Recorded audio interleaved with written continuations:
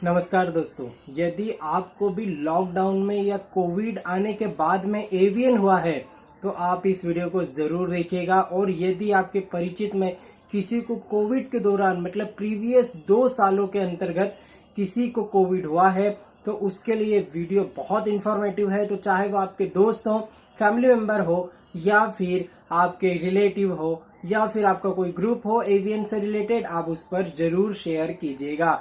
तो आज मैं इसी के बारे में चर्चा करने वाला हूं कि क्यों कोविड के बाद में एवियन के इतने केस बढ़ने लगे हैं और ऐसा क्यों हुआ है। सबसे पहली बात तो हम ये देखें कि जो एवियन है, एवियन का होने का कारण जो है वो ये होता है कि ब्लड की सप्लाई फीमेल के हेड को नहीं मिल पाती है।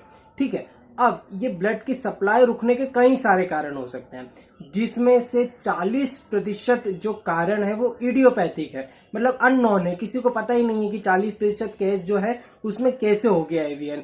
बॉडी की टेंडेंसी ऐसी थी या कुछ ऐसे एटमॉस्फेरिक चेंजेस के कारण या पता नहीं किस कारण से, इडियोपैथिक कारण हम उसको बोलते हैं मेडिकल टर्मिनोलॉजी में, तो अननोन कारण से एवियन हो गया। अब बाकी जो 60% केस हैं उनमें हम लोगों के पास एग्जैक्ट कारण होता है। उसमें से सबसे फ्रिक्वेंटली यदि हम देखें तो ड्रग इंड्यूस एवियन होता है। ड्रग इंड्यूस एवियन का मतलब कि आपने एलोपैथिक दवाई लंबे समय से ली और उस एलोपैथिक दवाई के कारण जो है फीमर का हेड जो है सर्कुलेशन वहां का रुका और आपको नेक्रोसिस हो गया, एवियन हो गया।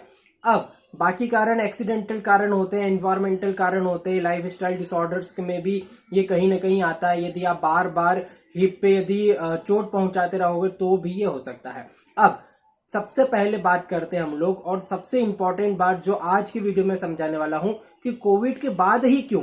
ठीक है, तो इसका हम स्टेप बाय स्टेप समझेंगे। सबसे पहली बात कि कोविड जैसे ही आया, कोरोना जैसे ही भारत में आया, वैसे ही सब लोग डर गए। और डर करके यदि सर्दी खांसी जुकाम भी हो रहा था तो क्योंकि हम भी डरे हुए थे, डॉक्टर्स भी डरे हुए थे, गवर्नमेंट भी डरी हुई थी, तो आपको हॉस्पिटलाइज जल्दी से जल्दी किया जाने लगा। फर्स्ट लहर जब आ रही थी, जो पहली लहर थी, उसमें चाहे व्यक्ति को कोरोना हो या ना हो, सभी को आइसोलेशन में डाल रहे थे, आइसोलेशन वार्ड में डाल रहे थे। चाहे उसको सिम्टम आ रहे हो चाहे नहीं आ रहे हो, उसको जो है जो भी एक्सपेरिमेंटल ड्रग, इस पे ध्यान कीजिएगा, एक्सपेरिमेंटल ड्रग जो है वो दी जा रही थी। चाहे वो पैरासीटामोल हो हाई एमजी में हो या फिर वो आपकी स्टेरॉइड्स हो किसी प्रकार के या हाइड्रोक्सीक्लोरोक्विनिन हो, खूब धड़ल्ले से जो है दी गई। अब इसमें पेशेंट को यदि कोरोना नहीं था फिर भी ये ड्रग दी गई, और यदि कोरोना था भी तो भी इतनी ज्यादा मात्रा में जो है दवाई दी गई कि उस कारण से पेशेंट को हो गया एवियन। क्योंकि 21 दिन तक जो है पेशेंट लगातार यदि कोई हैवी डोज वाली दवाई खाता है तो उसको एवियन के खतरे बने ही रहते हैं। तो पहली बात तो ये कि यदि आप आइसोलेशन में थे, चाहे होम आइसोलेशन में थे, चाहे आप किसी वार्ड में एडमिट थे, कहीं पर भी थे, पर यदि आपने एलोपैथिक दवाई का सेवन किया है लंबे समय से, 20 दिन, 21 दिन, 1 महीने, 2 महीने लगातार आपने दवाई ली है, तो आपको एवियन हो सकता है या आपको एवियन हुआ होगा। दूसरा कारण है कि अब यदि व्यक्ति को कोरोना हो गया है ना, कोरोना डिटेक्ट हो गया आरटीपीसीआर टेस्ट करवा करके, अब जो है क्योंकि पेशेंट भी डर गया कि यार अब हम क्या करें, और डॉक्टर के पास भी कोई चारा नहीं था बजाय इसके कि हैवी स्टेरॉइड के इंजेक्शन लगा करके और पेशेंट की जान बचाई जाए। क्योंकि यहाँ पर डॉक्टर भी गलत नहीं है, उसका पहला कंसर्न तो यही होता है कि यार पेशेंट की जान बचने चाहिए। बाद में जो हो वो अलग मैटर है, बाद में साइड इफेक्ट्स होगा नहीं होगा वो बहुत अलग बात है, पर सबसे पहले तो पेशेंट की जान बचाना है। क्योंकि पेशेंट तड़प रहा है, आईसीयू में तड़प रहा है, ऑक्सीजन नहीं मिल पा रही है, बहुत सारी दिक्कतें हैं, बेड नहीं मिल पा रहे, तो सबसे पहले डॉक्टरों ने जो है एक्सपेरिमेंटल ड्रग आईसीएमआर ने बताए और उसको एक्सपेरिमेंट करते गए। हाइड्रोक्सीक्लोरोक्विनिन दी, फिर उसके बाद बंद की, प्लाज्मा थेरेपी दी, फिर उसके बाद बंद की। तो जो एक्सपेरिमेंट चल रहे थे इस दौरान जो है किसी भी डॉक्टर को, किसी भी इंस्टीट्यूट को ये पता नहीं था कि कितनी एमजी में स्टेरॉइड दी जाए जिससे पेशेंट की जान बचाई जा सके, पहला कंसर्न। दूसरा ये था कि जो पेशेंट है उसको स्टेरॉइड कब दिया जाए, है ना। बहुत से व्यक्ति जैसे ही सिम्टम मिले पहले दिन दूसरे दिन स्टेरॉइड दे रहे थे, और उससे ये सारी चीजें बढ़ी। यदि किसी को कोविड हुआ और उसको 5वें या 7वें दिन स्टेरॉइड दिया जाता है, तब वो स्टेरॉइड अच्छा काम करता है और पॉजिटिव असर दिखाता है आपकी बॉडी पर और कोविड को वो खत्म कर देता है। वहीं यदि आपने 5 दिन से पहले स्टेरॉइड का सेवन किया तो आपकी इम्यूनिटी को सप्रेस कर देगा और आपको कोविड से भले बचाए या ना बचाए पर आपकी बॉडी को हार्म जरूर करेगा। तो ये हुआ था मेनली कि डॉक्टरों को पता नहीं था कि कितनी डोज देना है, और हो सकता है आपने भी जाने अनजाने जो है दवाइयां बस मेडिकल से ले करके या किसी डॉक्टर से जुगाड़ करके दवाई बुला करके घर पे खाने लग गए। उस कारण से भी ड्रग इंड्यूस एवीएन हो सकता है। तो ये 2 मोस्ट कारण थे। तो होम आइसोलेशन या आइसोलेशन में यदि आप हैं, आप एसिम्प्टोमेटिक केस थे, आपने खूब दवाइयां खाई एलोपैथिक की, तो एवीएन हो सकता है। या फिर आपको कोविड हुआ और कोविड के बाद में आप एडमिट हुए, एडमिशन के बाद में आपको हैवी डोज लगाए गए ड्रग के, एलोपैथिक दवाइयों के, तो आपको जो है एवीएन हो गया। अचानक से एवीएन नहीं होता है, इसको ध्यान रखिए।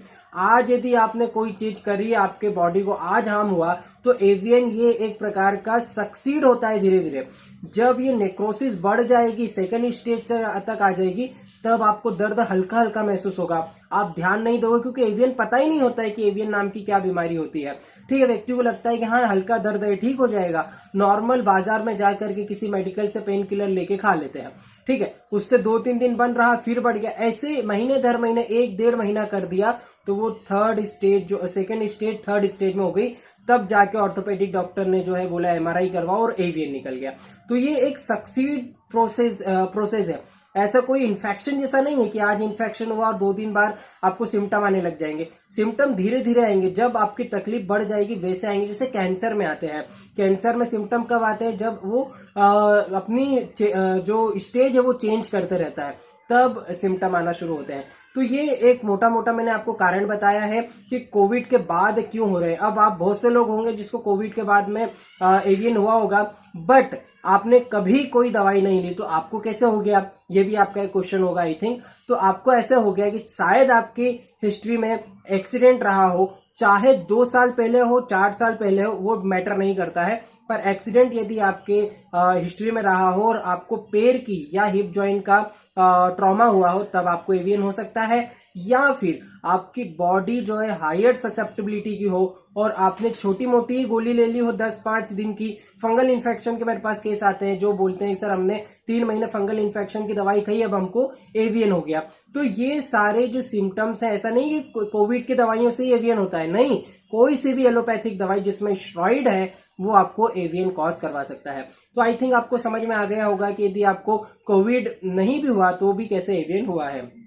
तो ड्रग के कारण होता है, एक्सीडेंट के कारण होता है, एनवायरमेंट के कारण होता है, लाइफ स्टाइल के कारण भी होता है, साथ में इडियोपैथिक कारण भी होते हैं जिसका कोई भी कारण मेडिकल जो है नॉलेज में नहीं है। तो आई थिंक आपको समझ में आया होगा। अच्छा लगा हो तो लाइक कर दीजिए और अधिक से अधिक लोगों को शेयर एंड सब्सक्राइब करना ना भूले। यदि आपको पेड कंसल्टेशन चाहिए, प्रॉपर ट्रीटमेंट चाहिए, हम लोग स्पेशलाइज है एवीएन के लिए, तो आप हमसे ट्रीटमेंट ले सकते हैं। ट्रीटमेंट लेने के लिए आपको व्हाट्सअप करना है आपकी सारी रिपोर्ट्स पीडीएफ फॉर्मेट में स्क्रीन पर दिए हुए व्हाट्सअप नंबर पर। व्हाट्सअप नंबर है 7880075175। मैं मिलता हूं आपको नेक्स्ट वीडियो में, तब तक के लिए नमस्कार।